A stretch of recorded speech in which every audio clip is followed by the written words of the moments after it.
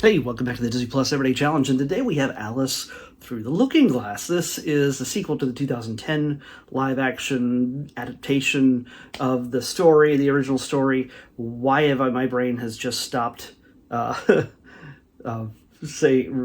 Lewis Carroll. Jeez, Lewis Carroll. Classic story, classic tale that Disney has obviously done in animation, but here was a live-action version with Mia Wasikowska. There's a lot of consonants. No consonants, syllables in that. It's a lot. So Mia Wasikowska, she is Alice, and she is back. And of course, this is also the biggest name on the bill is Johnny Depp, returning as the Mad Hatter. In this is a sequel. Again, it's Through the Looking Glass. There's a story called The Through the Looking Glass. And yeah, I have a feeling I didn't read it growing up. I'm sorry, but I have a feeling that this story is nothing like the original story. There's a looking glass, and she goes through it, and that is the connection to the title. That's about it. It takes her back to the land that full of wonder. Or they call it Underland here, returns to Underland in order to rescue her friend, the Mad Hatter. Alice returns, I should say. Fuzzies. Of course, a lot of people are back. Helena Bonham Carter is back as the Queen of Hearts, and what we do not get, because this is 2016, by the way. This is 2016, it's an hour and 56 minutes long. We do not get Tim Burton back. He is a producer on this film, but he is not directing as he did with the first one. At this point, Tim Burton and Helena Bonham Carter are no longer an item. I'm pretty sure at this point. They're not working together. You notice how usually before this point, whenever there's a Tim Burton film, usually Johnny Depp shows up in it and Helena Bonham Carter shows up in it. It's just the way it works. For the early aughts, but 2016 not so much. But he's still a producer and still has his hand in it to a certain degree, but how much you really don't know. What you do get, you also get, by the way, you get Anne Hathaway back as why can't I say that? Marana? I just never remembered her name. I just never recalled what her name was. But there's a lot of people walking around like this. You know, she's very princessy. There's so many digital characters in this. But we do get who is mostly not digital, is Sacha Baron Cohen doing his best Werner Herzog impression through the entire film. I'm pretty sure there's an interview at some point where he admits to that he is literally doing a Werner Herzog. Just he's doing the voice. He's doing every 1,000% the voice. If he somehow denies that, no, then I'm either going crazy or he's a liar. Because it's a Werner Herzog voice. Those of you who don't know who he is, he's the voice of many dour documentaries about the nature of life and everything else. But also he was the client in the first season of The Mandalorian. Yeah, I just never expected to see him in a Star Wars thing ever, but he was. So I think he has the ability to poke a little fun at himself. Does he, though? I don't know. It doesn't matter. Werner Herzog isn't actually in this, except through the embodiment of Sacha Baron Cohen doing his voice. As Time. He is Time. He is the all-powerful embodiment of time. And what we get because of that is a time travel story. To me, I usually enjoy time travel stories, and I don't. When I say usually, don't read into that. I'm just saying that I am a fan of time travel stories. Obviously, Back to the Future and so many other things, but I can only think of Back to the Future right now because that's where my brain's at.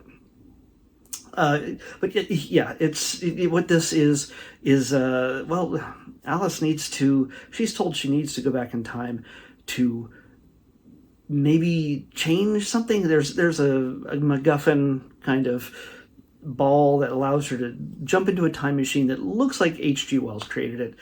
Is it H.G. Wells, the time machine? It looks like the time machine from H.G. Wells to a certain degree. It looks like it has inspirations from that. It's a little ball that turns into a time machine that she can climb inside and then navigate it like a ship. Oh, by the way, did I mention that Alice is a ship's captain now? She's not a teenage girl anymore. She is a grown woman who has spurned the advances and marriage proposals of just creepy dudes, or specifically one creepy dude, who is, he's awful. But she's making a life for herself. She's out in the sea for a year at a time, it seems. And she's a top-notch adventurer. She's the Indiana Jones of her era. It seems like it. I have a feeling she could have crossed paths with Captain Jack Sparrow at some point. I don't know if the exact time periods would overlap, but close enough. We're looking, probably not, but still, she's a ship's captain, and she's called upon by her friends, by an Alan Rickman. He's the butterfly. Why, I don't know the name of the character offhand, but Alan Rickman has a very small part of this as Absalom. He's a butterfly, and he provides his voice. And I don't know if it's one of his last roles, but yeah, it's kind of cool to see him in just a tiny part. She finds that things are going wrong, things are going bad in this era. Is somehow something has upset the Mad Hatter. I forget his full name. They say it a lot in this, but it's an unusual name, but still he's not just the Mad Hatter. But what we get out of this from doing a time travel story where she travels into the past, I'm not going to spoil the entire story, I promise, but she travels back in time and she sees different parts of their lives. The characters, her friends, when they were younger, and then much younger. You get to see basically the Muppet babies of all these mostly digital characters played by what's his name? Come on, where are you? Matt Lewis. Yeah, Matt Lucas. Sorry, Matt Lucas plays Tweedledee and Tweedledum. And just so many others, Cheshire Cat and everything else. You get to see them when they're just puppies and kitties and little egg-shaped guys. It just, it's little, yeah. So she gets to see them there, and she also meets the Hatter when he's not so mad. He's still part of the family business, and you get to see kind of where he gets his name, why he's distinctively a Mad Hatter as compared to the rest of his family. He's just a little bit strange. You get to see the origin of the Queen of Hearts. Why does she have a big head? Why does she want to take everybody's head? Why is she so, obsessed with little things? She's a strange woman, but was she always? And is there a reason for everything that she's become in the way she is? We find that out. We discover that. How we discover that? Well, you'll have to see. The reason why Alice? Why is Alice the only one who can do this? Because apparently, if you travel in time and you see yourself, you will destroy all of time. Yeah, there's just a little bit of shenanigans thrown in there to prevent the other characters from going back in time with her, making this a solo adventure. And, you also get a setup for to see what could happen. And if a character sees their younger or future self or whatever it is. This is literally, because we're dealing with time, it is a ticking clock type of story, down to the very last second. Big adventure. Human characters, digital characters, nearly seems like 95% digital sets. It feels like the Phantom Menace in a sense, but most of these sets, most of these worlds that used to be little Mia, what is it? Mia Wasikowska, little Mia, just going through some of these abstract worlds, like she's Super Mario in a video game. She's like World 3. And she's hopping over things and going against turning wheels and cranks and things like that in a clock, and it feels like a video game a lot of the time. It really does. You'll want to play it maybe more than just watch it, but yeah. Not saying that the digital effects are bad. They definitely spent their money, but it feels a little soulless. And I know I mean, that trend still exists, but nearly every film out there, not just Disney, was doing mostly digital films, digital sets, digital everything, and with very little reality in the foreground. There's a handful of real physical sets, and they're in the real world, and maybe a room or two in the underworld. It feels like it. Like everything else feels digital, and it's kind of soul-sucking at a time. Just in the Times layer where everything is, and just everything around it. Just even the outdoor areas where they're sitting around having tea doesn't feel real. And even, of course, all of our characters are digitally enhanced in some way. One of the coolest parts is Sacha Baron Cohen's, the back of his head. He's probably just wearing a green screen kind of thing, but behind that, over top of that, they put these clock gears and widgets and things like that in the back, which has a really cool looking effect. It's kind of neat. And of course, I don't know why I didn't realize this. I just never really looked at him that closely. But they make the Mad Hatter's eyes big, like just big. And I don't know why I just never saw him as normal. And of course, when they go back in time and she runs into earlier iterations of her friends, even Johnny Depp, who is in the modern era, goes through not just layers and layers and layers of makeup. He goes through layers of makeup and digital de-aging. So on top of that, or maybe he doesn't do the makeup at all at some point, and they just de-age him and then paint him up as well. I don't know what that process is. I'm sure there's a documentary, extras somewhere out there, probably somewhere related here, or if you bought the Blu-ray or something, probably. I don't know if this movie did well. I thought maybe I had seen it. I don't recall it if I did. So I'm going to count this as my first time seeing it, and I'm pretty sure that was the case. I think I had plans to see it. I even got the Disney Infinity figures, because I got all the Disney Infinity figures at the time. They were one of the last ones they ever released before they shut down that game. I think they might have been the last figures, along with like Finding Nemo back then. Finding Dory. Yeah, I think those were the last figures. So, and everybody's like, I don't care. Who is, why? It's Alice and time. Who are these people? So, Alice, people knew who Alice was. But either way, it just kind of, I guess I have to get those figures to complete the set. I don't know. But yeah, it fit like, like I was saying with the video game, it felt like a video game that, imagine there could have been a level, maybe there is a level, I just never played it, that might look a whole lot like this movie, and you move your little figure through it to make Alice jump through clock stuff. I have no idea, because I have not played that far into the game. Oh well. So yeah, this is